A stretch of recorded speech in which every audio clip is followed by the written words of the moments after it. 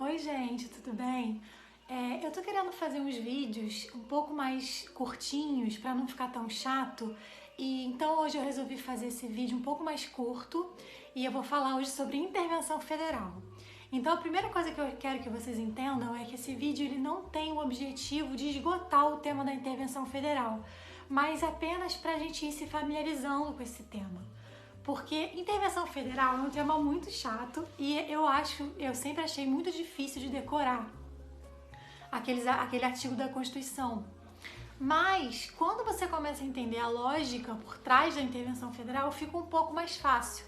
Então eu vou tentar passar a lógica da intervenção que fez com que eu pudesse entender melhor o tema e a partir daí a gente passa a decorar a Constituição Federal. Então hoje vocês podem olhar esse vídeo e depois, assim que terminar de ver o vídeo, leia os artigos da Constituição Federal, porque eu tenho certeza que vai ficar mais fácil.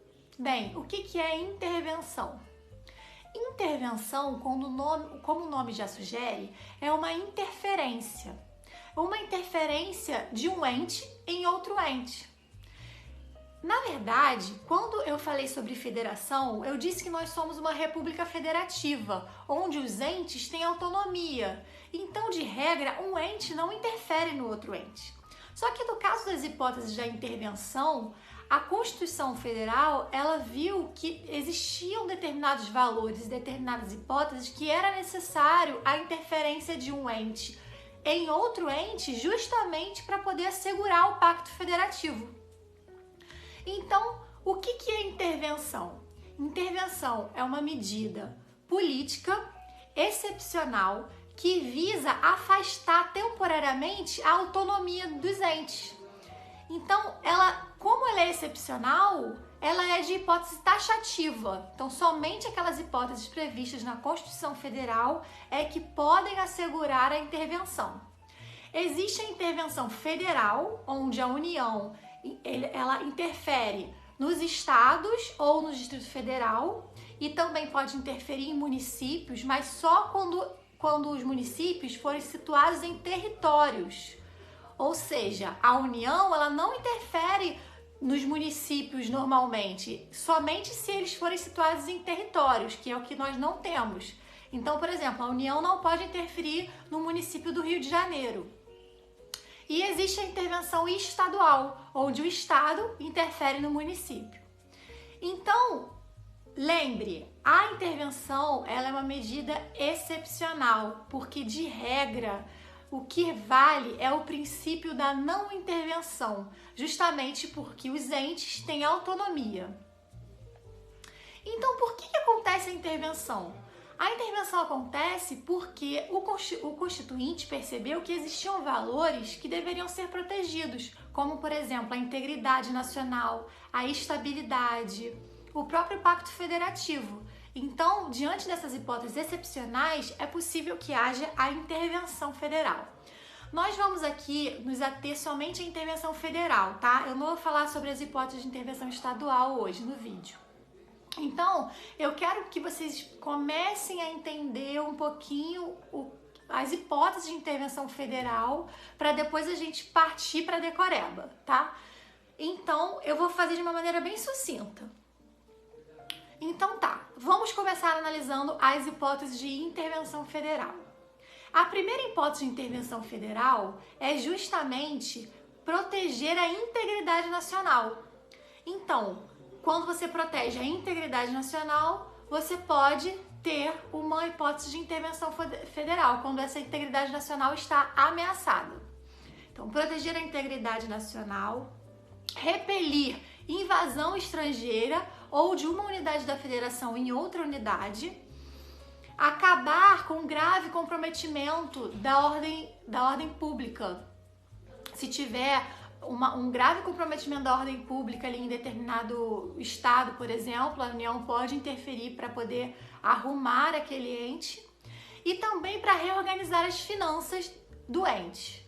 Então, integridade nacional, repelir invasão estrangeira e uma unidade da federação em outra, por termo a grave comprometimento da ordem pública e reorganizar as finanças. Essas 4 hipóteses iniciais, elas podem ser feitas de ofício pelo presidente da República.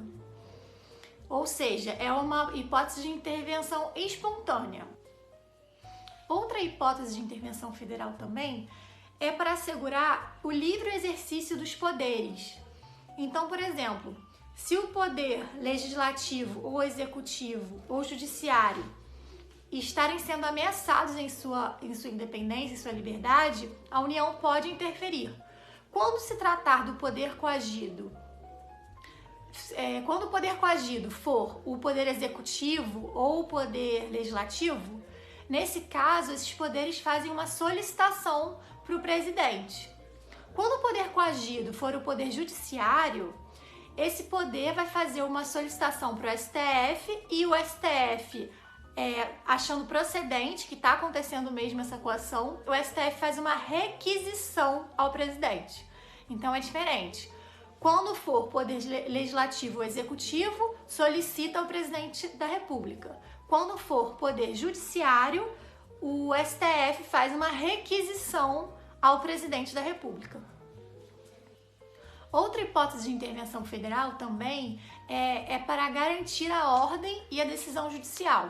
Então, se uma decisão judicial está sendo desrespeitada, esse órgão vai solicitar ou para o STF, ou para o STJ, ou para o TSE, a depender da matéria. Se for uma matéria constitucional, pede para o STF, se for uma matéria infraconstitucional, pede para o STJ, e se for uma matéria eleitoral, pede para o TSE.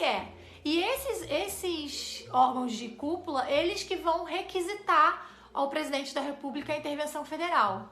Então, por exemplo, se uma decisão judicial do TJ do Rio de Janeiro, por exemplo, for descumprida, não vai ser o TJ que vai requisitar para o presidente a intervenção federal. Na verdade, o TJ vai mandar ou para o STF ou para o STJ, a depender da matéria tratada.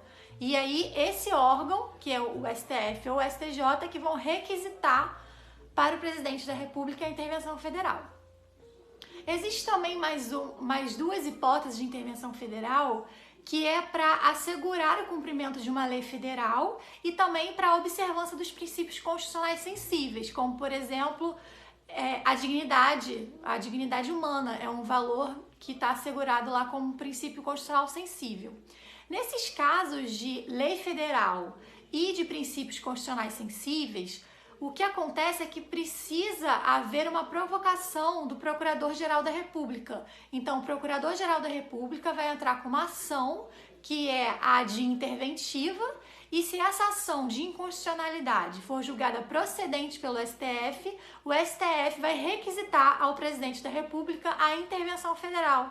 Então, percebam que nessa hipótese ela demanda uma ação judicial, uma ação de inconstitucionalidade que deve ser julgada procedente no final. E somente com a procedência dessa ação é que o STF vai requisitar, porque o termo é requisitar porque na verdade é vinculado. O presidente da República nessa hipótese ele está vinculado à determinação do STF. Então, vai haver essa requisição ao presidente da República para que haja intervenção federal.